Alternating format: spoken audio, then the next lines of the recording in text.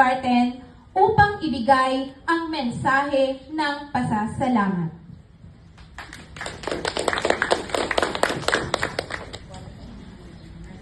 Magandang araw po sa inyong lahat. Ako po si J.N. May Aygakusan, isang masayang mag-aaral sa kindergarten ng Tawagan Elementary School.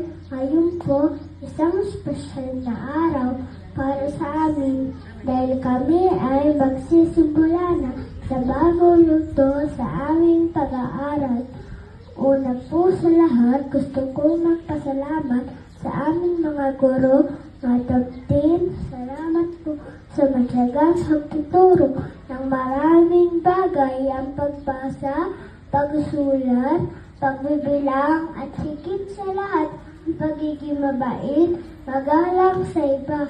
Maraming salamat po sa inyong pagmamahal at paggabay sa amin araw-araw sa aming mga magulang.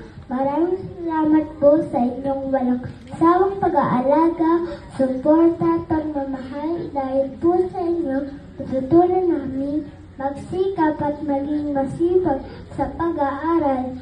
Sa aking mga kaklase at kaibigan, salamat po sa masasayang alaala at pagsasama natin. Kahit minsan nagkakasama tayo ng loob, lagi naman tayo nagkakasundo at natututo sa isa't isa.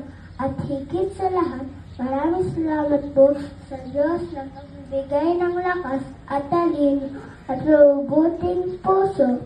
Yung araw, mas kaya po kaming nagtapos sa kindergarten at handa na kaming harapin ng bagong hamon sa grade 1. Maraming salamat po at mabuhay tayong lahat. Maraming salamat sa iyo, J.N.